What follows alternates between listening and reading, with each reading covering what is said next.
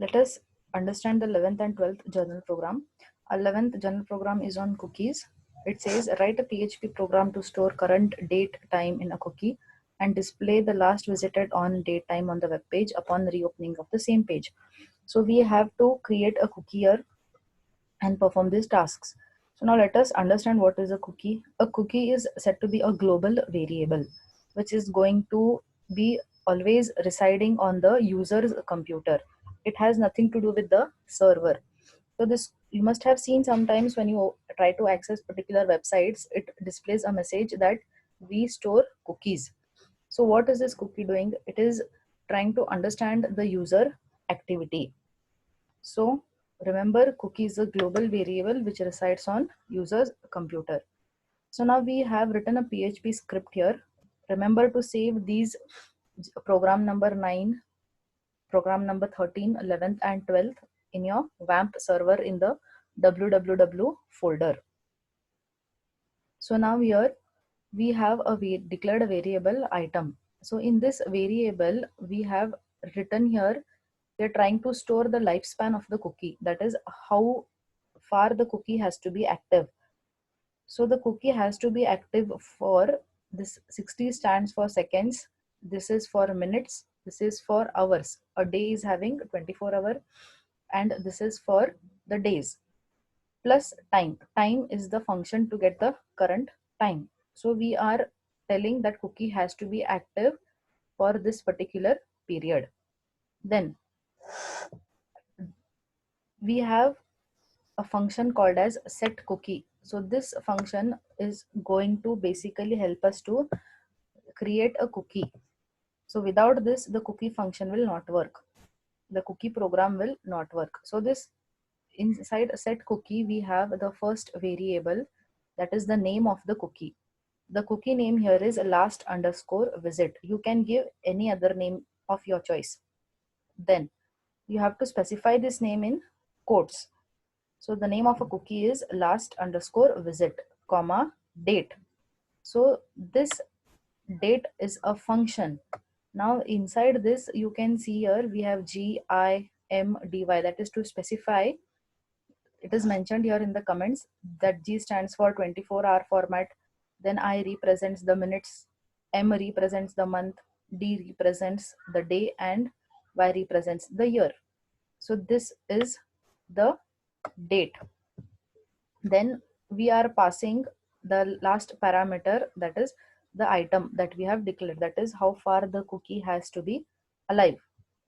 Then here we have a if condition. So we know the is set function now. The is set function is basically going to check if a cookie exists or not. So dollar underscore cookie is a global variable. So it is acting like here an associative array. Inside this we have passed our cookie name. So if this cookie exists, yes it exists because we have already created here with set cookie. So if it exists, what we have to do is inside a variable called dollar visit, we have to store this cookie. Now what is happening here is, once it is stored in this particular dollar visit, we will just be displaying it with the help of this echo statement. That is, when was the last time the user visited a particular page? What is the date and time the user visited a particular page?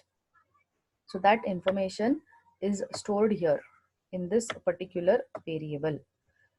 So that is just appended to this echo statement and is getting displayed. If at all we had not created this, it would go in the else part and it would say you have some stale cookies. Now let us execute this program and check. So since I have already visited this cookie today, it is giving me your last visit was at this time, that is at 8:16, and the date is given specified here 23/4 at in the year 2020. So if I refresh this, the time is getting changed again. So this is about the cookie program. So the last visit here is just the date and the active time that the cookie is. Now let us see the 12th journal program. Our 12th journal program is write a PHP program to store the page views count in session, to increment the count on each refresh, and to show the count on web page. That is, every time a user visits a web page, that is recorded as a session. Every time you refresh a web page, that means a new session is started. So we have to count that and just display it to the user. A session is also again a global variable, but this resides on the server side. It does not reside on the user's computer. So here we have the PHP script. Session underscore start is nothing but indicating that we are starting a cookie. Sorry, we are starting a session, not a cookie, and we are creating a session. So without this session underscore start, you cannot execute the program. Then again we have the isEt function to check if a session is existing. So inside the session we have views, that is to keep record of how many times a user has visited the page. So since our session is existing, this if condition executes. So we are just adding every time a page is visited, every time a session is started, we are incrementing the views because the page is getting viewed those many number of times. Suppose you viewed the page first time, so your count will be 1, and you refresh it again, then it gets incremented by 1. So here in the echo statement, we are just displaying the views, how many times a particular page has been active, how many times a particular page has been viewed. So this dot operator is acts as a concatenation operator here. Let us see the execution.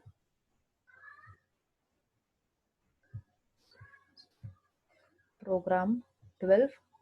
So this is the first time I'm visiting this page. So this is the first session. Now so it is getting displayed as 1. So this is getting executed. The moment I refresh this, it is like a new session has started and a new page, this page has been opened a second time. So this session has been added, refreshed, that is, it is one more view has been added. So this if condition is executing. Again I refresh, it becomes +1. So this is about the cookies and session programs.